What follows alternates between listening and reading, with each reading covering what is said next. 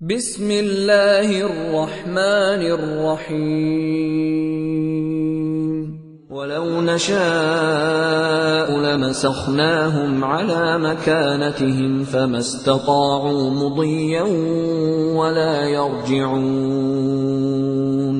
ومن نعمره ننكسه في الخلق أفلا يعقلون. بسم الله الرحمن الرحيم. الحمد لله رب العالمين، والصلاة والسلام على سيدنا محمد الصادق الوعد الأمين. اللهم لا علم لنا إلا ما علمتنا إنك أنت العليم الحكيم. اللهم علمنا ما ينفعنا وانفعنا بما علمتنا وزدنا علما، وأرنا الحق حقا وارزقنا اتباعه، وأرنا الباطل باطلا وارزقنا اجتنابه، واجعلنا ممن يستمعون القول فيتبعون أحسنه، وأدخلنا برحمتك في عبادك الصالحين. أخرجنا من ظلمات الجهل والوهم إلى أنوار المعرفة والعلم، ومن وحول الشهوات إلى جنات القربات. أيها الإخوة الكرام، مع الدرس السابع من دروس العقيدة والإعجاز، وقد تحدثنا من قبل عن مقومات التكليف، وذكرنا بأن الكون هو الثابت الأول وهو من أول مقومات التكليف، وأن العقل الصريح هو أيضاً من مقومات التكليف، وأن الفطرة السليمة، وأن الشهوة التي نرقى بها مرتين صابرين وشاكرين، وأن الحرية التي منحنا الله إياها تثمن عملنا، وأن الشرع هو ميزان على ميزاني العقل والفطرة، وأن الوقت هو غلاف هذا التكليف. وقد أنهينا في دروس سابقة موضوع الكون وموضوع الآيات الدالة على عظمة الله من خلال الكون. أما الآيات الدالة على عظمة الله فسوف تكون في كل درس إن شاء الله. والآن ننتقل إلى موضوع العقل، وهو أصل من الأصول الكبيرة في الإنسان، بل إن الآيات التي تذكر العقل ومشتقاته تقترب من 1000 آية. الآيات التي تتحدث عن العقل وما يتصل به، أفلا يعقلون؟ أفلا ينظرون؟ أفلا يتذكرون؟ الآيات التي تتصل بالعقل وما يلوذ به تقترب من 1000 آية. وكلكم يعلم أيها الإخوة أن الإنسان عقل يدرك، وقلب يحب، وجسم يتحرك. عقل يدرك، وقلب يحب، وجسم يتحرك. وأن الإنسان ينبغي أن يلبي حاجة العقل، وحاجة العقل العلم، وينبغي أن يلبي حاجة القلب، وحاجة القلب الحب، كما ينبغي أن يلبي حاجة الجسم، وحاجة الجسم الطعام والشراب. فالذي يلبي هذه الحاجات الثلاث يتفوق، والذي يلبي حاجة دون الثانية يتطرف. وفرق كبير بين التفوق وبين التطرف. الإنسان نفس هي ذاته، هي المخاطبة، هي المعاتبة، هي التي تؤمن، هي التي تكفر، هي التي تسمو، هي التي تسفل، هي التي تحب، هي التي تبغض، هي التي تشكر، هي التي تكفر، هي التي تنصف، هي التي تجحد. نفس الإنسان ذاته، لا تموت ولكنها تذوق الموت، والموت يعني أن تنفصل ذات الإنسان عن الوعاء الذي هي فيه وهو الجسد عن طريق توقف الإمداد الإلهي وهي الروح. الروح هي الإمداد الإلهي للتقريب كالكهرباء في الآلة، يتوقف الإمداد الإلهي وتنفصل ذات الإنسان عن الوعاء وهو الجسم فيكون الموت. ولا يغيب عن أذهانكم أن هذا المصباح الكهربائي إما أن نقطع عنه الكهرباء فيكون الموت، وإما أن نحطمه والتيار واصل فيكون القتل. الموت انقطاع الإمداد، أما القتل تخريب الجسم بحيث لا يستطيع أن يستقبل الإمداد الإلهي فيكون الموت. على كل، البطولة أن تعتني بنفسك لأنها خالدة إلى أبد الآبدين، لكنه مع الأسف الشديد الحضارة الغربية بكل إنجازاتها تعتني بالجسم فقط، وتنتهي إنجازات الحضارة الغربية عند الموت، بينما إنجازات الحضارة الإسلامية تبدأ مع الولادة ولا تنتهي ولا إلى أبد الآبدين. في حقيقة دقيقة. وقالوا يا مالك ليقضي علينا ربك قال إنكم ماكثون. موت ما في، لكن النفس البشرية تذوق الموت. أخواننا الكرام، أودع الله في الإنسان العقل، وهو قوة إدراكية، وهو حاجة عليا إلى المعرفة، وما لم تلبى هذه الحاجة يهبط الإنسان عن مستوى إنسانيته إلى مستوى لا يليق به أبداً. ما لم تلبى هذه الحاجة العليا، ما لم يبحث الإنسان عن الحقيقة، ما لم يبحث عن سر وجوده، ما لم يبحث عن غاية وجوده، ما لم يبحث عن الرسالة التي حمله الله إياها، ما لم يبحث عن التكاليف التي كلفه الله إياها، ما لم يسأل من أين وإلى أين ولماذا، ما لم يتفرغ لمعرفة الحقيقة، ما لم يطلب العلم، يهبط عن مستوى إنسانيته إلى مستوى لا يليق به. الناس رجلان، عالم ومتعلم، ولا خير فيما سواهما.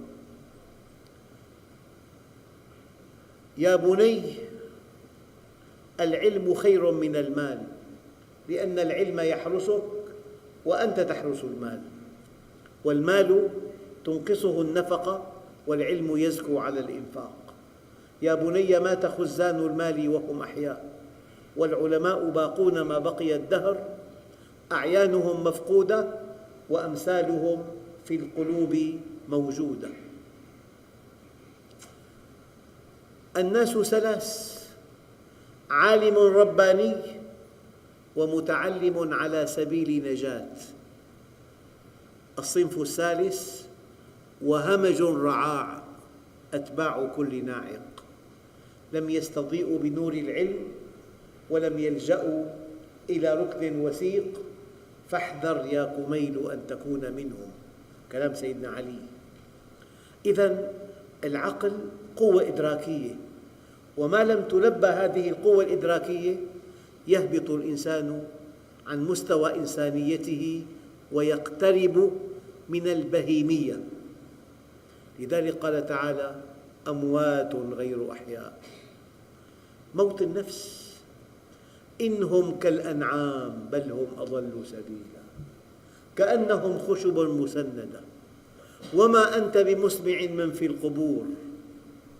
أيها الإخوة، لا يمكن أن تؤكد ذاتك إلا إذا طلبت العلم، لا يمكن أن تؤكد إنسانيتك إلا إذا طلبت العلم.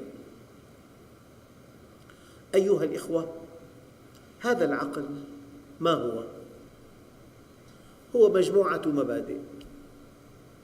المبدأ الأول مبدأ السببية، يعني عقلك لا يمكن أن يفهم شيئا بلا سبب. إذا أقفلت باب بيتك وليس أحد يملك مفتاحا آخر، وسافرت وأطفأت المصابيح، فلما رجعت رأيت عن بعد النوافذ وراءها ضوء، تقلق قلقا لا حدود له. تقول لك زوجتك: لماذا أنت قلق؟ من دخل إلى البيت؟ لأن عقلك لا يمكن أن يصدق أن هذه المصابيح تألقت من ذاتها. هذا العقل لا يفهم شيئا إلا بسبب. كذلك لا يفهم شيئا بلا غاية. لماذا وضع هذا الشيء في هذا المكان؟ ما الغاية؟ مرة كنت في العمرة في مكتبة مصاحف في الحرم النبوي، لكن سقف هذه المكتبة مائل. لماذا؟ تحتوي مصاحف. لئلا يخطئ معتمر فيضع شيئا لا يليق فوق المصاحف، جعل سقف هذه المكتبة مائلا. لا تفهم هذا الميل إلا بهذا الهدف. واضرب على ذلك آلاف الأمثلة. لماذا ترى سيارة وراءها سلسلة تجرها على الأرض؟ لا تفهمها، مع أنك لا علاقة لك بالشاحنات إطلاقا، إلى أن يأتيك الخبر: إن جاءت صاعقة هذه السلسلة تفرغها وتنجو المركبة من الاحتراق. فالعقل البشري لا يفهم شيئا بلا سبب، ولا يفهم شيئا بلا غاية، ولا يقبل التناقض. هل تصدق أنه في الساعة 8 مساء إنسان موجود في دمشق وفي حلب بآن واحد؟ مستحيل. العقل يرفض التناقض، ولا يفهم شيئا إلا بسبب، ولا يفهم شيئا إلا بغاية. لكن الشيء الرائع أن أصل قوانين الكون أصلها سببية وغائية وعدم التناقض. ولولا التطابق التام بين مبادئ العقل وقوانين الكون يتعطل العقل عن مهمته الكبرى، وهي معرفة الله عز وجل. لو أن الكون ليس فيه مبدأ السببية، شيء يخلق فجأة بلا سبب، العقل يرتبك. لو بالعكس في بالكون مبدأ السببية، أما بالعقل ما فيها المبدأ. تقول ما دام السبب ليس ضرورياً لحدوث شيء، هذا الكون بلا خالق. لكن ترى الدجاجة من البيضة والبيضة من الدجاجة، تتابع من خلق الدجاجة الأولى، من مسبب الأسباب؟ الله جل جلاله. إذن الله عز وجل عن طريق مبدأ السببية يأخذك برفق إلى ذاته، هو مسبب الأسباب. وعن طريق مبدأ الغائية يأخذك برفق إلى الغايات التي تتوخاها مما حولك. يعني البقرة كمية الحليب التي تقدمها كل يوم تفوق 10 أضعاف حاجة وليدة. لمن الحليب؟ لنا، والأنعام خلقها لكم. لو تابعت هذا الموضوع، مبدأ السببية، مبدأ الغائية، مبدأ عدم التناقض، لرأيت أن العقل أداة معرفة الله. والشيء الرائع أن توافق مبادئ العقل مع قوانين الكون هو الذي جعل للعقل فاعلية عالية جدا. لكن العقل مهمته محدودة. كيف؟ تماماً كمحل تجاري يبيع مواد غذائية، في ميزان، بس ميزان راقي جداً وغالي جداً، في زواكر. هذا الميزان على أنه بمستوى رفيع جداً، لكن مهمته محدودة. يمكن أن تستخدمه بين 5 غرامات و5 كيلو. لو أردت أن تزين بهذا الميزان مركبتك، وضعته على الأرض وسرت فوقه تحطمه، هل لك أن تقول ليس جيداً لأنه تحطم؟ لا، نقول لك لأنك استخدمته بخلاف ما صنع له، مهمته محدودة. هذا يقودنا إلى أنه في الكون دائرة المحسوسات ودائرة المعقولات ودائرة الإخباريات. المحسوسات أداة اليقين بها الحواس الخمس. المصباح متألق، صوت المروحة مسموع، هذا اللون بني، هذا خشب محفور. أداة اليقين بدائرة المحسوسات الحواس الخمس فقط، أو استطالاتها. الميكروسكوب استطالة للحواس، والتلسكوب استطالة للحواس، يعني المجهر والمرصد باللغة الفصحى. المجهر والمرصد أداتان لاستطالة الحواس، لكن كل شيء مادي أداة معرفته الحواس الخمس. هذه الدائرة لا خلاف فيها إطلاقاً. ولكن الدائرة الثانية دائرة المعقولات، الدائرة التي أداة اليقين بها العقل. العقل مهمته يرى شيئاً مادياً أو يرى آثار شيء مادي، يحكم عليه من دون أن يراه. يرى آثار أقدام، يقول الأقدام تدل على المسير. يرى جدول ماء، يقول والماء يدل على الغدير. يرى بعرة، يقول تدل على البعير. يرى دخاناً من وراء جدار، يقول لا دخان بلا نار.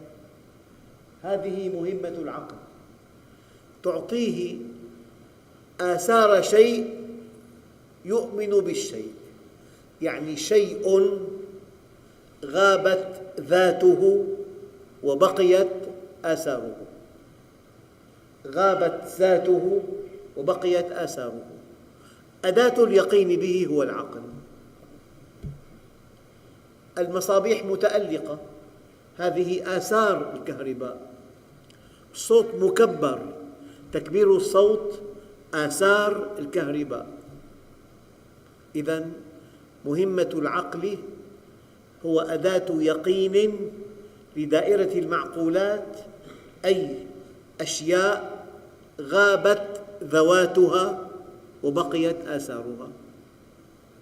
هذا مجال العقل، مهمته محدودة بهذه الدائرة. فالشيء الذي ظهرت ذاته وآثاره كهذا الكأس، ظهرت ذاته وآثاره. أداة اليقين به حواس الخمس: الوزن باليد، الملمس بالجلد، البرودة والحرارة بالجلد أيضاً، المنظر بالعين، لو لها صوت بالأذن. الشيء المادي ظهرت عينه وآثاره، أداة اليقين به الحواس الخمس. أما إذا رأينا دخاناً ولم نرى النار نقول عين النار غابت عنا، بقيت آثار النار وهو الدخان، العقل يحكم يقول لا دخان بلا نار. أما إذا غابت ذات الشيء وآثاره معاً العقل يتعطل، ما له أي وظيفة. هذه الدائرة الثالثة دائرة الإخباريات. الماضي السحيق من دائرة الإخباريات، ما بعد الموت من دائرة الإخباريات، الملائكة، الإيمان بالملائكة من دائرة الإخباريات، الإيمان بالجن من دائرة الإخباريات. يعني شيء ظهرت ذاته وآثاره، هذا تابع للدائرة الأولى المحسوسات، الحواس الخمس أداة اليقين به. شيء غابت ذاته وبقيت آثاره، هذا تابع لدائرة المعقولات، العقل أداة اليقين به. شيء غابت عينه وآثاره، أداة اليقين به الخبر الصادق. يعني شيء واضح جدا، دخلت إلى بيت رأيت إبريق ماء أو كأس ماء، هي الدائرة الأولى الحسية. رأيت الكهرباء متألقة، الكهرباء آثار التألق، آثار الكهرباء، تقول في كهرباء إما من الشبكة العامة أو من مولدة. أما رأيت خزانة مقفلة، لا يمكن مهما تكن ذكياً وعاقلاً أن تعرف ما بداخل هذه الخزانة، فجاءك صاحب البيت وقال هذه خزانة كتب أضع بها كتبي الثمينة، أخبرك بها. شيء ظهرت ذاته وآثاره، أداة اليقين به الحواس الخمس. وشيء غابت ذاته وبقيت آثاره، أداة اليقين به العقل. وشيء غابت عينه وآثاره، أداة اليقين به الخبر الصادق. بطولتك أن تضع أي قضية في الدين في مكانها الصحيح. أما حينما تريد أن تناقش الدائرة الثالثة بعقلك يرتبك العقل. يقول لك إنسان لا يؤمن بالله، ائت لي بدليل على وجود الملائكة، ما معك دليل، ما في دليل. أريد دليل علمي على وجود الملائكة، ما في دليل. أريد دليل علمي على وجود الجن، ما في دليل. أريد دليل علمي على وجود الدار الآخرة، ما في دليل. هذه قضايا إخبارية، شيء دقيق جدا أيها الإخوة. لما الداعية يخطئ ويعالج موضوعات إخبارية أمام من ينكر أصل هذا الدين يقع في ارتباك شديد، ما معه أدلة.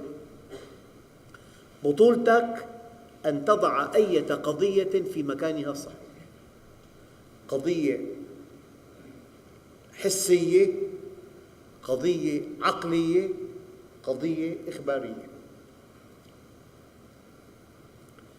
أيها الإخوة، يعني أنت أحياناً تدخل إلى بناء جامعة، بناء فخم، حدائق غناء، مدرجات رائعة، فيها كواتم للصوت، فيها مقاعد وثيرة، فيها سبورة متحركة، فيها تكبير صوت، فيها جهاز عاكس، في أبنية للطلبة، في أبنية إدارية، في مخابر، في مدرجات، في قاعات، في مسرح. هذا كله تدركه بعقلك، ولكن هل تستطيع أن تعرف من هو رئيس الجامعة؟ مستحيل. من هم عمداء الكليات؟ مستحيل. ما النظام الداخلي في قبول الطلاب وفي نجاحهم وفي طردهم وفصلهم؟ مستحيل. إذا العقل وحده لا يكفي، لا بد من النقل. صار في عندنا عقل، في عندنا نقل. الفكرة الدقيقة: أي شيء عجز عقلك عن إدراكه أخبرك الله به. يعني ما دام هذا الميزان ميزان محل بيع المواد الغذائية يعجز عن وزن سيارتك، صانع السيارة وضع لك لوحة داخلية عليها وزن السيارة بالضبط. أي شيء عجز عقلك عن إدراكه أخبرك الله به. أيها الإخوة، يجب أن نعتقد اعتقاداً جازماً أن هذه العين مهما تكن حادة البصر، أحياناً يفحص المرء عينيه، يقول له الطبيب 12/10، يعني آخر صف C أو E يعرفه تماماً من حيث الاتجاهات. الصف قبل الأخير 10/10، أما الأخير 12/10. هذه العين مهما تكن حادة البصر لا قيمة لها إطلاقاً من دون نور يتوسط بينك وبين المرئيات. يعني لو جلس إنسان أعمى مع إنسان حاد البصر في غرفة ليس فيها نور يستويان تماماً. فكما أن العين لا قيمة لها من دون ضوء يتوسط بينها وبين المرئيات، العقل لا قيمة له من دون وحي يرشده. الضوء للعين كالوحي للعقل. لذلك إنه فكر وقدر، فقتل كيف قدر، ثم قتل كيف قدر، ثم نظر، ثم عبس وبسر، ثم أدبر واستكبر، فقال إن هذا إلا سحر يؤثر، إن هذا إلا قول البشر، سأصليه سقر، وما أدراك ما سقر، لا تبقي ولا تذر، لواحة للبشر، عليها 19. معنى ذلك أن العقل البشري من دون وحي السماء يضل ويزل وينحرف، وهذا الذي نعانيه في الحضارة الغربية. عقل فقط. هم يعملون في ظلام دامس والمسلمون نائمون في ضوء الشمس.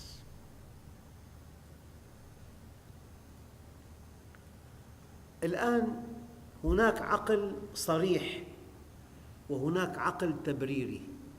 عقل صريح وعقل تبريري.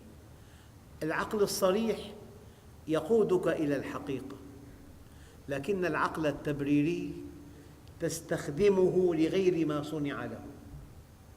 كيف؟ يعني ممكن أن تقتني آلة تصوير غالية الثمن جداً، ويمكن إذا استخدمتها في تصميم الأغلفة والبطاقات والتقاويم والمذكرات أن تربح أرباحاً طائلة، لكنك استخدمتها في تزوير العملة فدخلت السجن. الآلة نفسها إما أن تستخدمها في أعمال فنية تجارية رائجة ذات أجر عالي جداً، أو أن تستخدمها في عمل يحرمه القانون، فتكون هذه الآلة سبباً لدخول السجن. يعني عقل من دون وحي قد يكون سبباً لهلاك صاحبه، لأنه لنسفعن بالناصية، ناصية مقدمة الرأس، مكان اتخاذ القرار، مكان المحاكمة، ناصية كاذبة خاطئة. الإنسان حينما يتخذ قرار خاطئ يكون عقله هو السبب. للتقريب، إنسان عنده بيت غالي الثمن وباعه بالعملة الصعبة، وفي جيبه جهاز يكشف له العملة الصعبة. الآن في أجهزة تضع العملة الصعبة عليه يظهر على الشاشة لون، إذا كان لون برتقالي فالعملة صحيحة، لون آخر العملة مزيفة. يعني في حديد بيكون مع عجينة ورق العملات، في حديد.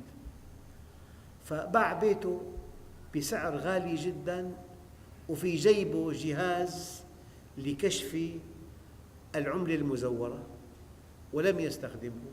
هذا العقل. بجيبه الآخر في أرقام العملات المزورة. هذا الشرع. لا استخدم عقله ولا رجع إلى الشرع، ففوجئ أن العملة كلها مزورة، ضاع بيته. هو السبب. فلذلك أيها الإخوة، العقل الصريح العقل الذي يقودك إلى الخير، إلى الفلاح، إلى النجاح، إلى الإيمان بالله، إلى طاعة الله، إلى خدمة الخلق، إلى الإقبال على الله.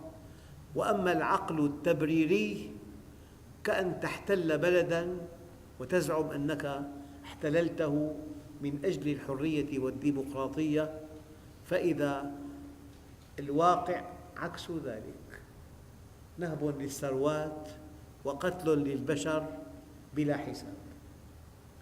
لذلك أخطر شيء العقل التبريري.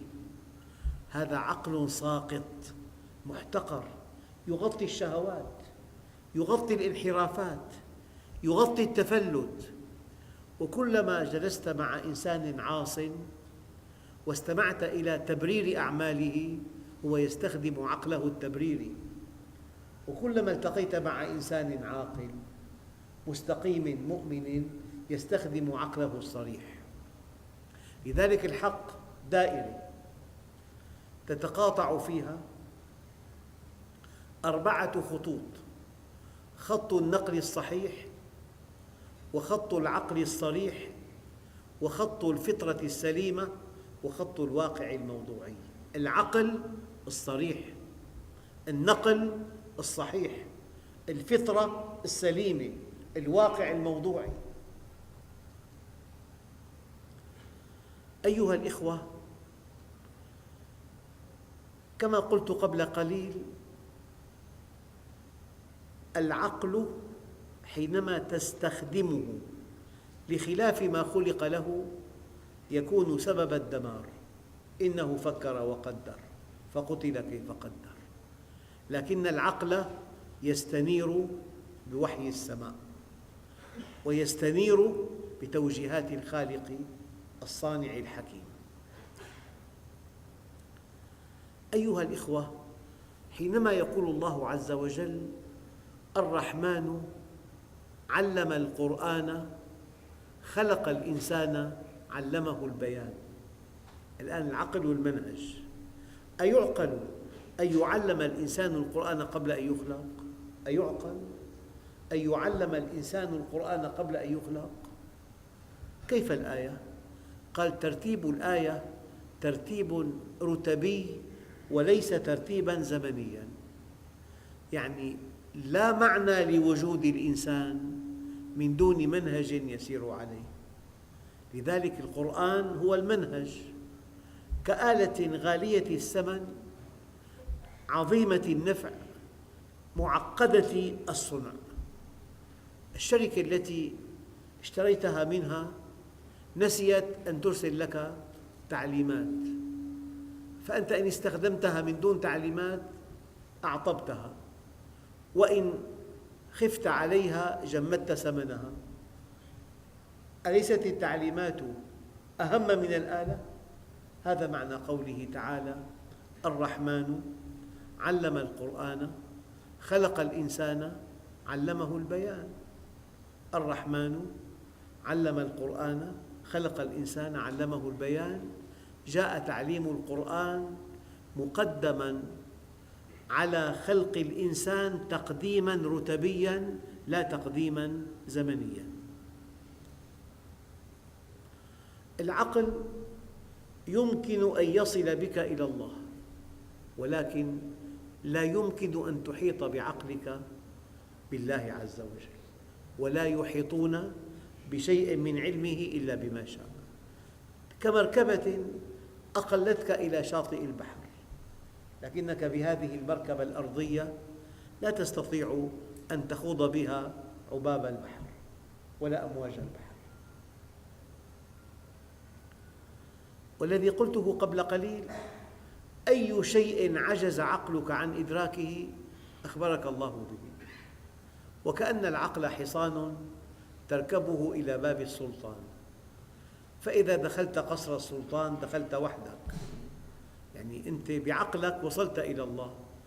أما إذا أمرك الله بأمر ينبغي أن تنصاع له، تماماً كما لو أن إنسان بحث عن طبيب في أعلى مستوى من العلم والإخلاص والفهم والميراث والتجربة والكفاءة، فلما وصل إلى الطبيب بعقله قال له: إياك وتناول الملح، لن تستطيع أن تحاوره، عقلك أوصلك إليه، يجب أن تأخذ أمره بحسب إيمانك بتفوق هذا الطبيب.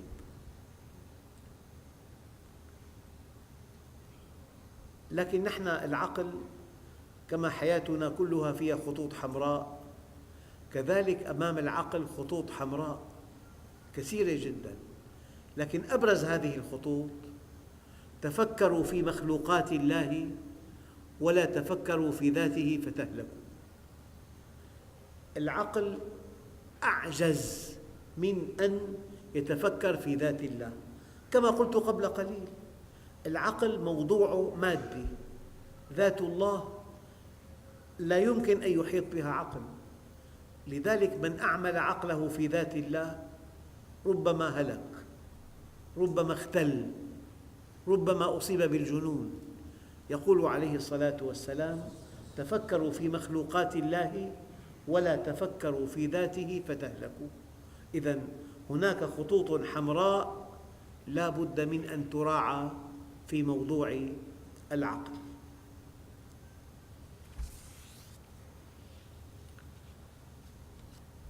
أيها الإخوة، من البطولة ألا تعرض على المشككين في الدين القضايا الإخبارية. إن عرضت هذه القضايا الإخبارية وقعت في حرج شديد، لأن هؤلاء لن يدركوا ما معنى أن هذا الموضوع موضوع إخباري، أي أن العقل لا يستطيع أن يخوض به إطلاقاً، هذا موضوع إخباري صرف. الآن ننتقل إلى شيء آخر من آيات الله الدالة على عظمته. قال تعالى: أمن جعل الأرض قراراً. الأرض مستقرة، الأرض تدور حول الشمس بسرعة 30 كيلومتر بالثانية، 30 بالثانية، بالدقيقة 1800، 3 ب6 و30 ب60. طيب بال50 دقيقة درسنا 50 دقيقة، الآن اقتربنا من 9000 كيلومتر، من دمشق إلى الرياض بالطائرة 1100 كيلومتر.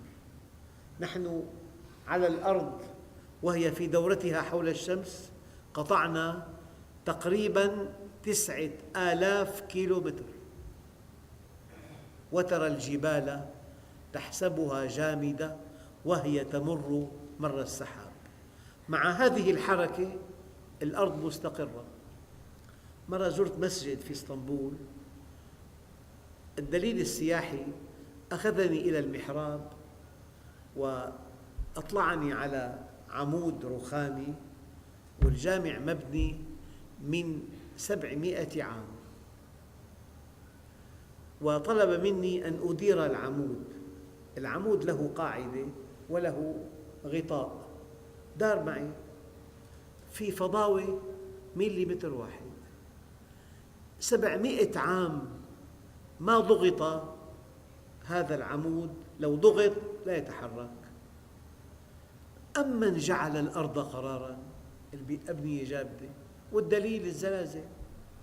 يعني في مدينة بأغادير اسمها أغادير بالمغرب، يعني ب3 ثواني غاصت تحت سطح الأرض، حتى في فندق 30 طابق اسم الفندق على الطابق 30. غاص الفندق كله إلى الأرض، فأصبحت كلمة أو اسم الفندق أصبح شاهدة له. نزل هذا الفندق 30 طابق تقريبا. إذن أمن جعل الأرض قراراً؟ لذلك ينبغي أن نعرف نعم الله بوفرتها لا بزوالها، بوفرتها لا بزوالها. هذا المعنى الأول. الآن هذا الكأس لماذا يبقى على الطاولة؟ لماذا؟ لأنه في له وزن. ما هو الوزن؟ هو انجذاب الشيء إلى مركز الأرض. أيها الإخوة، نحن نعيش نعمة لا نعرفها إلا إذا فقدناها. رواد الفضاء حينما توجهوا إلى القمر، بين الأرض والقمر في منطقة اسمها انعدام الجاذبية. هذه المنطقة ليست خاضعة لا إلى الأرض ولا إلى القمر. إذن الإنسان هناك لا وزن له، ينام على فراشه، يستيقظ وهو في سقف المركبة، يمسك حاجة تبقى في الهواء. أمن جعل الأرض قراراً؟ من جعل الأشياء تستقر على سطح الأرض؟ هذه نعمة. الأساس ثابت، المكتبة ثابتة، الحاجات ثابتة، لها وزن وأنت ثابت. لو انتقل الإنسان إلى سطح القمر وزنه تقسيم 6، أن كان وزنه 60 كيلو بالأرض، وزنه بالقمر 6 كيلو. لو ركب رائد فضائي المركبة ودخل منطقة انعدام الوزن ما له وزن أبداً، ورحلات الفضاء تؤكد ذلك. إذن الوزن هو انجذاب الشيء إلى مركز الأرض، وهذه نعمة كبرى. أشياء لها وزن، في استقرار. أول معنى من جعل الأرض قراراً مستقرة، يعني هذا العمود يدور معي، العمود الرخامي في المسجد يدور. لماذا يدور؟ لأنه في فراغ لا يزيد عن مليمتر، ولو ضغط البناء مليمتر لما دار. هي علامة إتقان البناء، والأرض مستقرة. أما بالزلازل يقول لك 7 ريختر انتهى كل شيء. في زلازل تدمر كل شيء. إذن المؤمن يعرف نعمة الله بوجودها لا بزوالها. نعمة استقرار الأرض. أيام إنسان يركب طائرة يتوهم الأرض أكثر أمناً، لا، الأرض نفسها حينما تضطرب لا تبقي ولا تذر. قبل سنوات عدة زلزال في القاهرة، الزلازل موجودة بالأرض. فإذا كان منطقة فيها استقرار هذا من نعم الله عز وجل. أمن جعل الأرض قرارا، هذا المعنى الأول. المعنى الثاني من جعل الأشياء لها وزن، تضعها هنا تبقى في مكانها. لو ما في وزن بتغادر البيت ترجع كل حاجة بمكان، أما كله ثابت. هي أيضا من نعم الله عز وجل. والآية الكريمة وضرب الله مثلا قرية كانت آمنة مطمئنة يأتيها رزقها رغدا من كل مكان فكفرت بأنعم الله فأذاقها الله لباس الجوع والخوف بما كانوا يصنعون. قل هو القادر على أن يبعث عليكم عذابا من فوقكم أو من تحت أرجلكم، الزلازل، أو يلبسكم شيعاً كما يجري في المنطقة ويذيق بعضكم بأس بعض. إذن أيها الإخوة، الإنسان حينما يتفكر في خلق الله عز وجل، حينما يتأمل في عظمة الله، يزداد تعظيماً لله عز وجل. وترى الجبال تحسبها جامدة وهي تمر مر السحاب صنع الله الذي أتقن كل شيء. أنت واقف مستقر، لكن في معنى آخر. كيف أنت مستقر وأنت واقف مع أن قاعدة استناد جسمك عن طريق قدميك لا تكفي. أي مجسم للإنسان يحتاج إلى قاعدة استناد تزيد عن 70 سنتي. القدم لطيفة جدا. هذا الاستقرار، هذا الوقوف، هذا التوازن بفضل جهاز بالغ التعقيد اسمه جهاز التوازن في الأذن.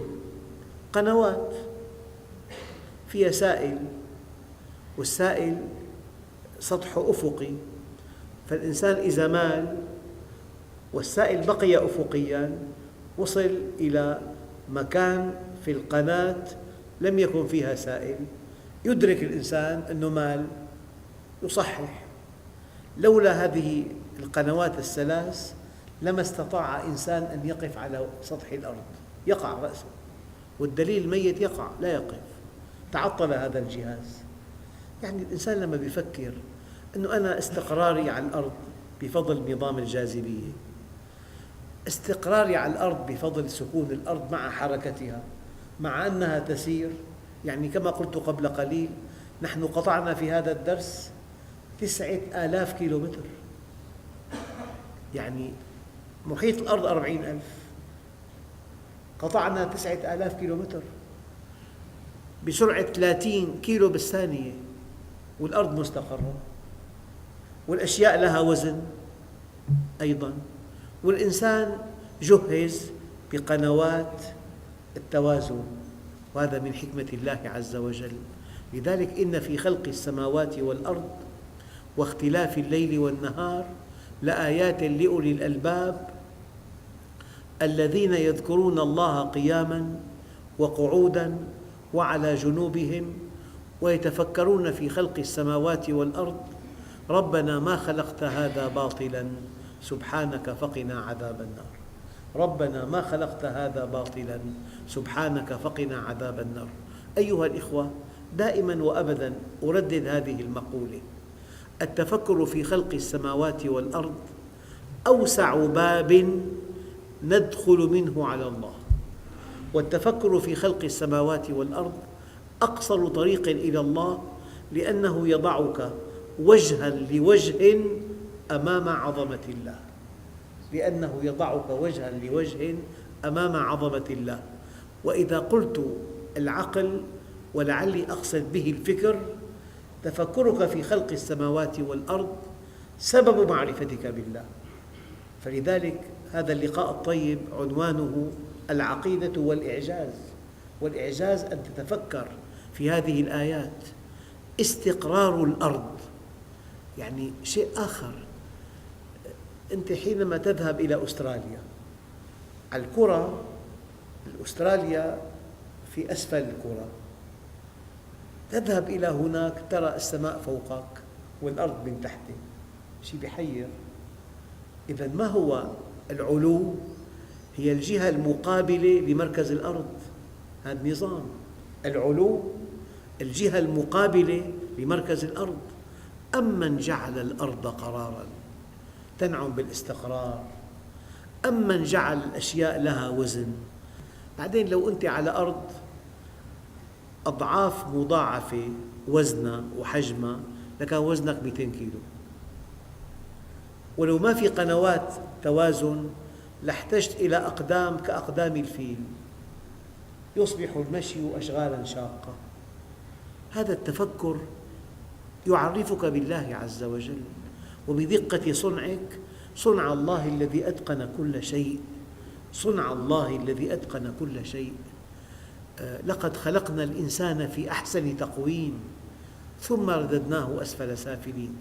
أيها الإخوة الكرام، إلى متابعة موضوع العقل في اللقاء القادم، والحمد لله رب العالمين. بسم الله الرحمن الرحيم.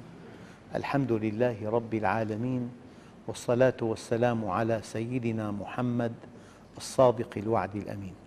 اللهم أعطنا ولا تحرمنا، أكرمنا ولا تهنا، آثرنا ولا تؤثر علينا، أرضنا وارض عنا. وصلى الله على سيدنا محمد النبي الأمي وعلى آله وصحبه وسلم، والحمد لله رب العالمين. الفاتحة.